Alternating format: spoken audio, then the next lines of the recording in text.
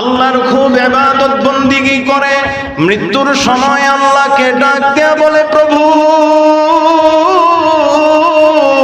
আমার জীবন তোমার হাতে, আমার মরণ তোমার হাতে গো প্রভু, তুমি তো আমাকে খাওয়াও, তুমি তো আমাকে পান করাও গো আল্লাহ, মেহেরবানি করে তুমি আমাকে মৃত্যুর সময়ে লাঞ্ছিত করিও না। আল্লাহ তুমি আমাকে কবরের আযাব থেকে বাঁচাও গো আল্লাহ। এই মহিলা যখন মৃত্যুবরণ করে, তার সন্তান প্রতি শুক্রবার তার কবর জিয়ারতের জন্য যাইতো। মার কবরের পাশে দাঁড়াইয়া কোরআন থেকে কিছু তেলাওয়াত করে মা সহ সকল কবরবাসীদের জন্য এর সওয়াব পৌঁছায়া দিত। সকল কবরবাসীর জন্য মার জন্য হাত তুলে দোয়া করত। এইভাবে ছেলেটা আমল করতে থাকে। একদিন রাতে ঘুমের মধ্যে স্বপ্ন দেখে মা তার কাছে, তার সাথে দেখা, তার সামনে দাঁড়ানো। ছেলে মাকে জিজ্ঞাসা করে, মা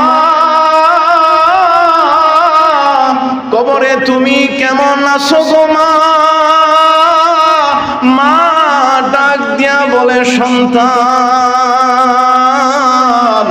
আল্লাহ কবরে আমার জন্য সুগন্ধিময় ঘাস দিয়েছেন, আল্লাহ রেশমের খাটের ব্যবস্থা করে দিয়েছেন, আমি সেই খাটের উপরেই শয়ন করি। ও মুসলমান, মা সন্তানকে বলে, আল্লাহ আমাকে বলেছেন কিয়ামত পর্যন্তই আমার এই অবস্থা থাকবে। সন্তান এবার মাকে ডাক দিয়া বলে, মা দুনিয়ায় তুমি লালন পালন করেছে গো মা, 10 মাস 10 দিন তুমি আমাকে গর্ভে ধারণ করেছো গো মা। কত লাথি দিয়েছি, কত ঘুষি দিয়েছি গো মা, কত কষ্ট তুমি আমার জন্য সহ্য করেছো। আমার জন্মের পরে আমি তোমার কোলে পেশাব করে দিয়েছি, কিন্তু তুমি আমাকে কখনো বকাঝকা করো নাই। আমি তোমাকে কত কষ্ট দিয়েছি, রাত্রে ঘুমাইতে দেই নাই, রাত জেগে তুমি আমাকে দুধ পান করাইছো। আমি তোমাকে এত কষ্ট দিছি মা। ও মা তুমি আমারে বলো, মাগো আমি তোমার জন্য কি খেদমত করতে পারি? মা সন্তানকে ডাক দিয়ে বলে, বাবা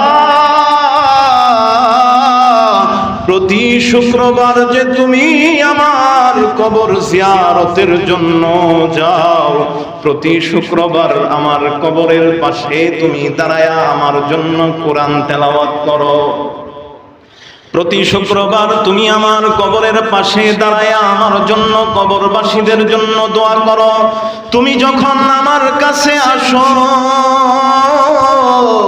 সকল কবরবাসী খুশি হয়ে আমাকে ডাক দিয়া বলে, ওই তোমার সন্তান আসছে দেখো।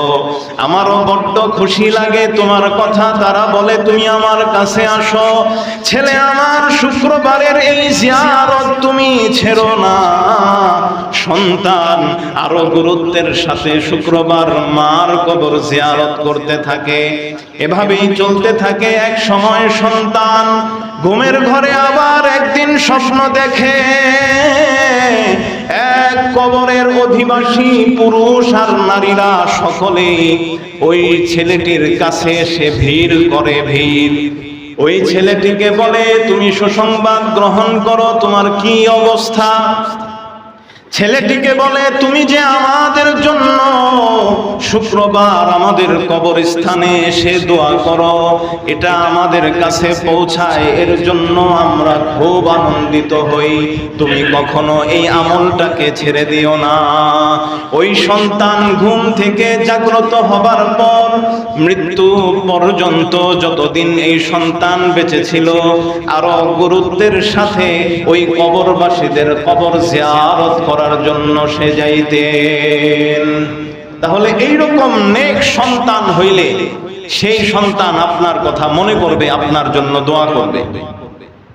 আর সন্তানরে নেক বানাইলেন না, শুধুমাত্র টাকা পয়সা কিভাবে হয় এই ব্যবস্থা করলেন, কিভাবে শিক্ষিত হবে সেই ব্যবস্থা করলেন, কিন্তু নেক হবে কিভাবে এই চিন্তা করলেন না। তাহলে আপনার সন্তান আপনার মৃত্যুর পরে কখনোই দোয়া করবে না, ভুলে থাকবে।